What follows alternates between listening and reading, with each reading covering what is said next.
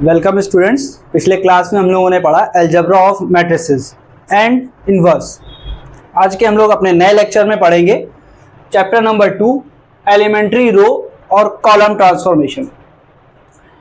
हम जो रो और कॉलम ऑपरेशंस लगाते हैं वो 6 तरह के होते हैं। पहला ऑपरेशंस है, लिखा है RI interchange with RJ। Means अगर कोई मैट्रिक्स दी हुई है आपको 1 2 3 4 5 6 7 8 और आप उसमें ऑपरेशन लगा रहे हैं R1 interchange with R2, means रो 1 को आप रो 2 से इंटरचेंज कर रहे हैं तो आप लिखेंगे इस तरह से। ये ऑपरेशन लिखने का तरीका हो गया।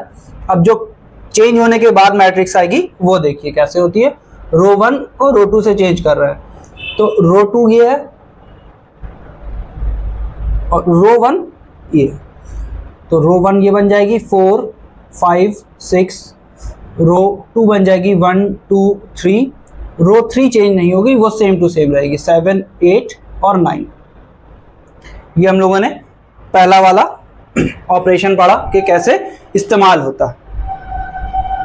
अब हम लोग दूसरा वाला ऑपरेशन पढ़ते हैं। दूसरा ऑपरेशन है जब हम कॉलम को किसी दूसरे कॉलम से इंटरचेंज करते हैं। तो देखिए कि सिमिलरली अगर आपको ये मैट्रिक्स दे रखी है और आप इसमें कॉलम 1 से कॉलम 3 को इंटरचेंज कर रहे हैं तो आप कैसे लिखेंगे। ये कॉलम 1 है, ये कॉलम 3 है।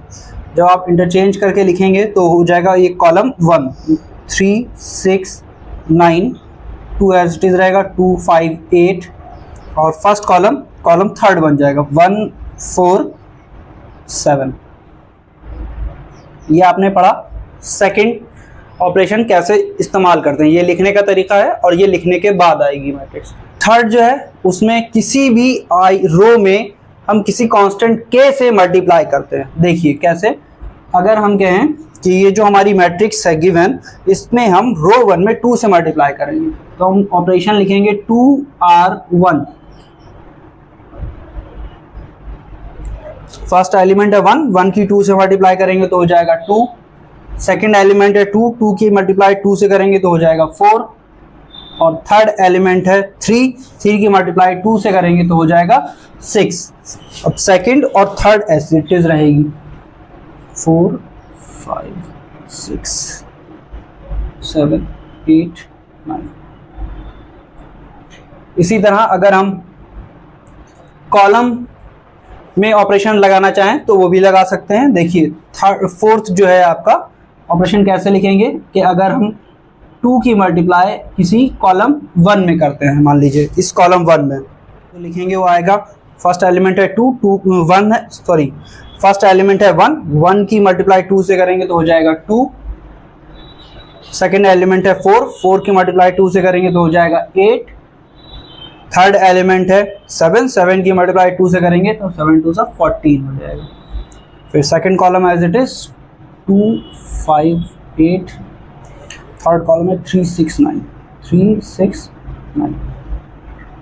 ये देखिए, ये फर्स्ट, ये सेकंड, ये थर्ड और ये फोर्थ। अब देखते हैं फिफ्थ क्या है कि रो, किसी भी पर्टिकुलर रो में जब हम चेंज करेंगे तो उस रो में अगर हम दूसरी रो को किसी कांस्टेंट k से मल्टीप्लाई करके ऐड करते हैं तो किस तरह से लिखते हैं। अब मान लीजिए हम रो 1 में चेंज कर रहे हैं, रो 1 में चेंज कर रहे हैं। क्या रो 1 में चेंज कर रहे हैं कि रो 1 में 2 से मल्टीप्लाई करके रो 2 की 2 से मल्टीप्लाई करके रो 1 में ऐड कर रहे हैं। और वो लिखते भी कहाँ है, सिमिलर रो 1 में ही लिखते हैं। तो देखिए रो 1 कितनी है 1 2 3। अब इसमें हम रो 2 से मल्टीप्लाई करेंगे, रो 2 की 2 से मल्टीप्लाई करेंगे तो 4 2 8, 8 में 1 ऐड कर देंगे तो कितना हो जाएगा 9। हमने बोला कि हम रो 1 में ही लिखेंगे। 5 की मल्टीप्लाई 2 से करेंगे 5 2 10, 10 में 2 ऐड करेंगे तो कितना हो जाएगा 12। 6 की मल्टीप्लाई 2 से करेंगे तो 6 2 हो जाएगा 12, 12 में 3 ऐड करेंगे तो हो जाएगा 15। फिर रो 2 चेंज होगी नहीं, वो एज इट इज लिख दी जाएगी 4 5 6। रो 3 भी चेंज नहीं होगी, 7, 8 और 9।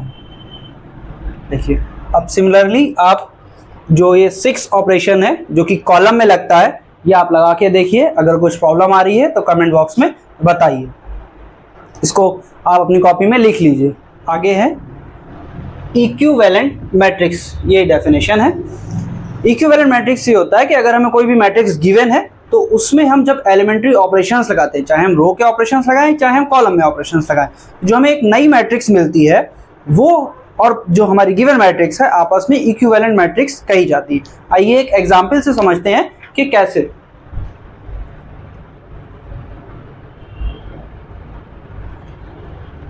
कोई मैट्रिक्स गिवन है हमें,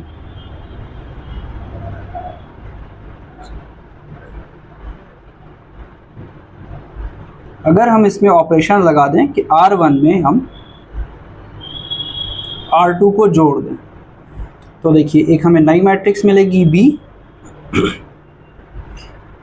ऐड कर रहे हैं 5 + 2 7, 6 + 3 9, 7 + 4 11, 5 6 7 8 9 और 1। तो ये जो हमें नई मैट्रिक्स मिली ऑपरेशन लगाने के बाद B, ये क्या है, इक्विवेलेंट मैट्रिक्स है। ये जो गिवन मैट्रिक्स थी A, इसको कैसे लिखेंगे, A is equivalent matrix to B। आप इसको अपनी कॉपी में लिख लीजिए। आइए आगे है एलिमेंट्री मैट्रिक्स। जब भी हम यूनिट मैट्रिक्स में रो या कॉलम ऑपरेशन लगा करके एक नई मैट्रिक्स पाते हैं तो वो जो मैट्रिक्स कहलाती है वो एलिमेंट्री मैट्रिक्स कहलाती है। आइए एक एग्जांपल से समझते हैं।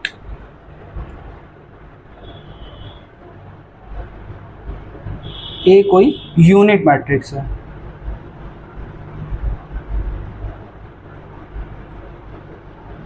यूनिट मैट्रिक्स है 3 × 3 ऑर्डर की। ठीक है, यूनिट मैट्रिक्स क्यों है, क्योंकि इसके प्रिंसिपल डायगोनल के सारे एलिमेंट्स 1 है। हमने आपको स्टार्टिंग मैट्रिसेस के पहले लेक्चर में हमने आपको बताया था, जहां हमने टाइप्स ऑफ मैट्रिसेस पढ़ाई थी, तो वहां हमने आपको बताया था कि यूनिट मैट्रिक्स क्या होती है। आप चाहें तो वो हमारा लेक्चर देख सकते हैं, उसका लिंक आपको डिस्क्रिप्शन बॉक्स में मिल जाएगा। देखिए अब अगर हम इसमें ऑपरेशन लगाएं, रो 2 में ऐड कर दें रो 3 तो हमें एक नई मैट्रिक्स मिलेगी। देखिए 1 0 0, 0 में 0 ऐड करेंगे तो यहाँ 0 रहेगा, 1 में 0 ऐड करेंगे तो 1 हो जाएगा, 0 में 1 ऐड करेंगे तो यहाँ 1 हो जाएगा। रो 3 चेंज नहीं होती है, सेम टू सेम रहेगी। तो ये जो हमें नई मैट्रिक्स मिली है B, ये हमारी कहलाएगी एलिमेंट्री मैट्रिक्स। आप इसको अपनी कॉपी में लिख लीजिए। इनवर्स बाय एलिमेंट्री ट्रांसफॉर्मेशन, ये दो तरह का मेथड है, एक मेथड ये है और एक मेथड ये है। फर्स्ट मेथड आपका लगता है जब हम रो ऑपरेशंस का यूज़ करते हैं, और सेकंड मेथड ये लगता है तब जब हम कॉलम ऑपरेशंस का इस्तेमाल करते हैं। आपको एक मैट्रिक्स गिवन होगी A, उसमें फर्स्ट आपको लिखना है A is equal to I into A। इस A में आपको वैल्यू रखनी है, फिर इसमें और यहाँ आइडेंटिटी मैट्रिक्स जो है उसमें आपको एलिमेंट्री ऑपरेशंस लगाने हैं। ठीक है, और ये जो A है ये लास्ट तक सेम टू सेम ऐसे कंटिन्यू चलता रहेगा। फिर लास्ट में जब आपको इस तरह से मिल जाए कि जो लेफ्ट साइड थी वो आइडेंटिटी मैट्रिक्स बन जाए, B कोई एक मैट्रिक्स बन जाएगी, A एज इट इज आपकी लास्ट तक चलती रहेगी ये सेम। तो जो ये स्टेप जब ऐसा बन जाएगा तब हम कह देंगे कि ये जो B है ये क्या है, A इनवर्स के बराबर है, और यही हमारा A इनवर्स जो है वो रिक्वायर्ड आंसर हो जाएगा। इसी तरह यहाँ पर भी जब हम जो है कॉलम ऑपरेशंस का इस्तेमाल करते हैं तो हम लिखते हैं A is equal to A into I। यहाँ पर क्या था, A is equal to I into A, जब हमने रो ऑपरेशंस इस्तेमाल किए थे। अब हम यहाँ क्या कर रहे हैं, कॉलम ऑपरेशंस का इस्तेमाल करेंगे तो हम लिखेंगे A is equal to AI। फिर इसमें यहाँ पर A की वैल्यू रखेंगे, ये एज इट इज चलेगा, और ये सेम ऑर्डर की M इंटू N ऑर्डर की ही मैट्रिक्स लिखेंगे। और इस लेफ्ट साइड जो है हम सारे ऑपरेशंस लगाएंगे, यहाँ पर I में ऑपरेशंस लगाएंगे, ये एज इट इज लास्ट तक चलते रहेंगे, और फिर हमें एक ये फॉर्म बन जाएगी। तब हम कहेंगे ये जो B है ये क्या है, A इनवर्स के बराबर है। ये सेम वर्किंग मेथड, इसको आप अपनी कॉपी में एज अ नोट लिख लीजिए। देखिए एक चीज़ यहाँ पर और समझ लीजिए, आप लोग के दिमाग में ये आ रहा होगा कि ये कैसे हो गया ये चीज़, और यहाँ पे ये चीज़ कैसे हो गई। तो हमें पता है कि ए इन्वर्स कि जब हम ए से मल्टीप्लाई करते हैं तो आई आता है, इसी तरह जब हम ए की मल्टीप्लाई ए इन्वर्स से करते हैं तो आई आता है। इस फर्स्ट वाले का इस्तेमाल हमने यहाँ किया है। देखिए I is equals to A inverse A, ये इस्तेमाल किया तभी हमने इस बी को लिखा है ए इन्वर्स। सिमिलरली इसमें इसका इस्तेमाल हमने इसमें किया है। देखिए I is equals to A inverse, इसीलिए हमने इस बी को ए इन्वर्स लिखा है। ये चीज़ प्रॉपर्टी है मैट्रिक्स की कि अगर हम किसी भी मैट्रिक्स की उसके इन्वर्स से मल्टीप्लाई करते हैं, किसी मैट्रिक्स की अगर हम उसके इन्वर्स से मल्टीप्लाई करते हैं तो हमें आइडेंटिटी मैट्रिक्स मिलती है। देखिए आगे अब हम जो भी हमने वर्किंग मेथड पढ़े उसमें एक पर सवाल पढ़ें। क्वेश्चन लगा करके देखना भी ज़रूरी है।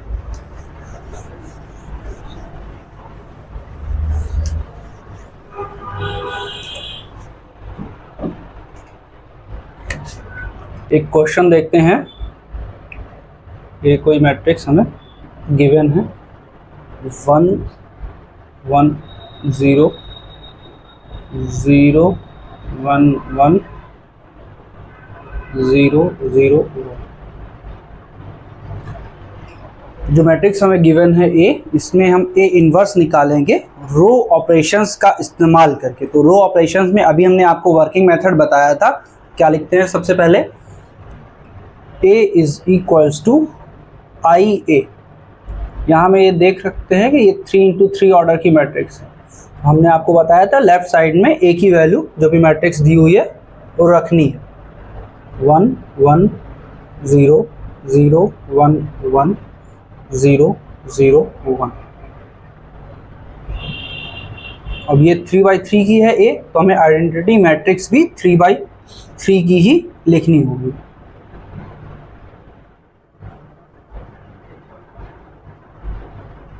और ए हमने आपको बताया था जो राइट साइड का ए है वो सेम टू सेम लिखा जाए। हम इसमें ऑपरेशन लगाएं, R1 में माइनस करें R2, तो देखिए क्या होगा।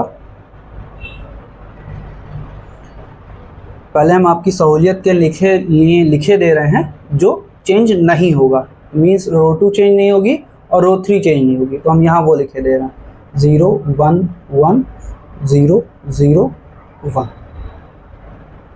अब जो चेंज होना है रो 1 में चेंज होना है। क्या चेंज होना है कि रो 1 का एलिमेंट लेना है, फिर माइनस कर देना है रो 2 के करस्पॉन्डिंग एलिमेंट से। तो 1 minus 0 means 1, 1 minus 1 means 0, 0 minus 1 means minus 1। Similarly हमने आपको बताया था कि जो आइडेंटिटी मैट्रिक्स है इसमें भी ऑपरेशन सेम ऑपरेशन लगेगा। तो देखिए इसमें भी जो चेंज नहीं होना है पहले हम वो लिखे दे रहे हैं। अब जो चेंज होगा वो लिखते हैं।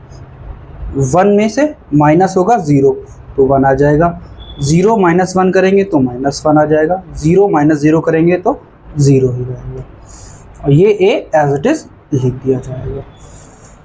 अब देखिए अगर हम रो 1 में चेंज करें कि रो 1 में जोड़ दें रो 3, तो देखिए क्या होता है। सेम वही जो चेंज नहीं होगा पहले हम वो लिखे दे रहे हैं 0 1 1 0 0 1। ये चेंज नहीं होंगे दोनों रो 2 और रो 3। अब रो 1 में क्या चेंज हो रहा है कि रो 1 में रो 3 ऐड हो रही, तो 1 plus 0, 1 plus 0 means 1, 0 plus 0 means 0, minus 1 plus 1 means 0 is equal to. अब देखिए यहाँ पर भी जो चेंज नहीं हो रहा है पहले हम वो लिखे दे रहे हैं 0 1 0 0 0 1। अब क्या चेंज नहीं हो रहा है ये तो वो हो गया जो चेंज नहीं हो रहा। अब जो चेंज हो रहा है हम वो लिखेंगे। इसमें ये ऐड हो रही है तो मीन्स 1 हो जाएगा, -1 और 0 मीन्स -1, 0 + 1 मीन्स 1।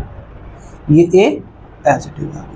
हम क्या करना चाह रहे हैं, हम ये जो इधर की लेफ्ट साइड जो ए मैट्रिक्स हमने लिखी थी, वैल्यू रखी थी, इसको हम कोशिश करके क्या करेंगे, आइडेंटिटी मैट्रिक्स में कन्वर्ट कर रहे हैं कोशिश करके। तो आप देखिए यहाँ पर क्या बचा है कन्वर्ट होने के लिए, सिर्फ ये एक 1 बचा है। अगर यहाँ 1 की जगह क्या हो जाए, 0 हो जाए, तो ये क्या हो जाएगा, आइडेंटिटी मैट्रिक्स बन जाएगी। तो देखिए इसको हम कैसे आइडेंटिटी मैट्रिक्स बना सकते हैं।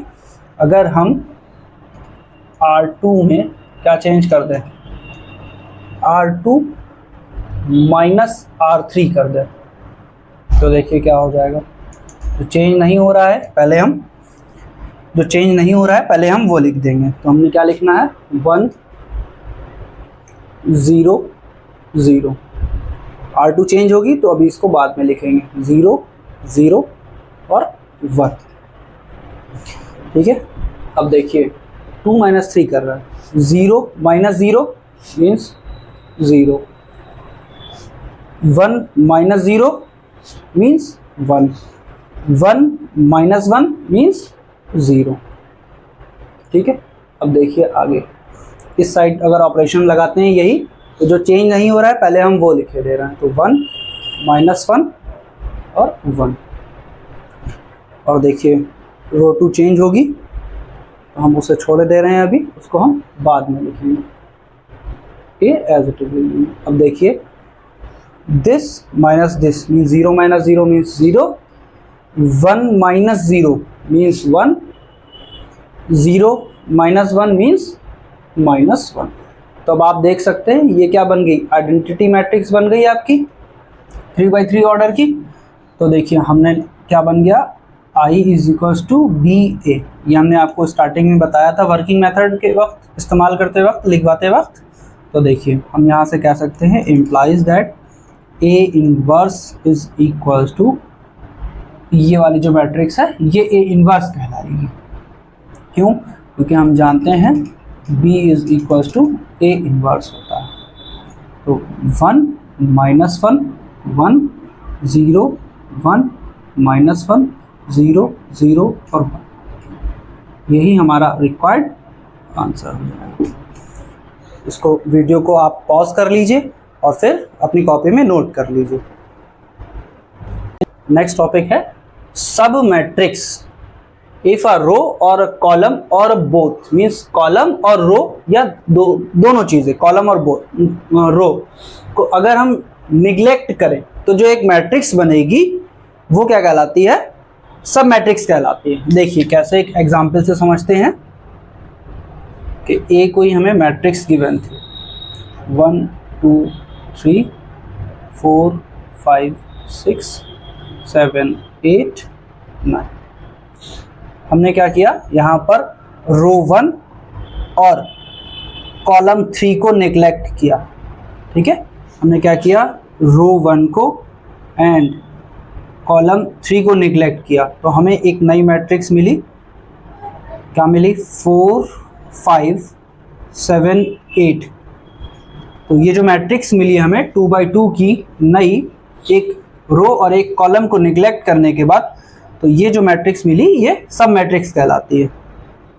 B इज अ सब मैट्रिक्स ऑफ A। जैसा कि आपको मालूम होगा कि रैंक ऑफ मैट्रिक्स एक इम्पॉर्टेंट टॉपिक है, तो आइए रैंक ऑफ मैट्रिक्स पढ़ते हैं। If determinant of order n is non-zero, then order is called the rank of a matrix. It is denoted by row A. इसको row A पढ़ते हैं। आइए एक एग्जाम्पल से समझते हैं। कोई A आपको मैट्रिक्स गिवन है, क्या गिवन है, 1 0 1 0 2 2 2 3 4 2 3 4, ये आपको मैट्रिक्स ए गिवन है। हमें क्या करना है कि हमें डिटर्मिनेंट चेक करना है। तो अगर हम ये कितने ऑर्डर की है, इसका ऑर्डर कितना है 3, आप देख रहे हैं कि 3 रोज हैं और 3 कॉलम, तो इसका ऑर्डर कितना है 3। अब हम इसका डिटर्मिनेंट चेक करते हैं। डिटर्मिनेंट कैसे करते हैं, 1 0 1 0 2 2 2 3 4। रो 1 के अलॉन्ग हम इसको एक्सपेंड कर रहे हैं। तो देखिए 1 फर्स्ट रो और फर्स्ट कॉलम छुपा देंगे तो कितना हो जाएगा, 4 2 8 3 2 6, 8 माइनस 6। सेकेंड हम माइनस में लिखते हैं, यहाँ 0 है, तो फर्स्ट रो और सेकेंड कॉलम हाइड करेंगे तो कितना हो जाएगा, 0 माइनस 4। थर्ड है 1, ये हम प्लस में लिखते हैं, तो ये प्लस फर्स्ट रो और हमने थर्ड कॉलम हाइड किया तो कितना हो जाएगा, 0 माइनस 4, 0 माइनस 4। अब देखिए 8 में से 6 जाएगा तो 2 बच जाएगा, ये पूरा 0 हो जाएगा, यहाँ माइनस 4 आ जाएगा, मीन्स कितना आ गया, -2 आ गया। ये क्या है, नॉट इक्वल टू 0। अब देखिए इस मैट्रिक्स की ये कितने ऑर्डर की है, 3 ऑर्डर की। तो 3 ऑर्डर की जो मैट्रिक्स थी उसका डिटर्मिनेंट कितना आया, नॉन जीरो आया। तो हम क्या कहेंगे कि ये जो 3 है, ये जो ऑर्डर है, ये किसके बराबर है, रैंक के बराबर है। तो इसकी हम रैंक कैसे लिखेंगे, rank of A is equals to 3। यही हमारा रिक्वायर्ड आंसर हो जाएगा। मैं एक बार फिर से रिपीट कर दे रहा हूँ कि जिस भी ऑर्डर का डिटर्मिनेंट नॉन जीरो होता है वही ऑर्डर उस मैट्रिक्स का की रैंक बन जाता है। ये जो आपने मेथड पढ़ा, ये रैंक निकालने का बेसिक मेथड है। अगले लेक्चर में हम लोग रैंक निकालने के 2 और तरीके जानेंगे और हम लीनियरली डिपेंडेंट, लीनियरली इंडिपेंडेंट क्या होता है इसको पढ़ेंगे, और हम पढ़ेंगे सिस्टम ऑफ लीनियर इक्वेशंस अगर दिया हुआ है तो उसकी कंसिस्टेंसी के बारे में पढ़ेंगे। तो आगे पढ़ने के लिए, आगे समझने के लिए, आगे हमारे साथ जुड़े रहिए। Thank you.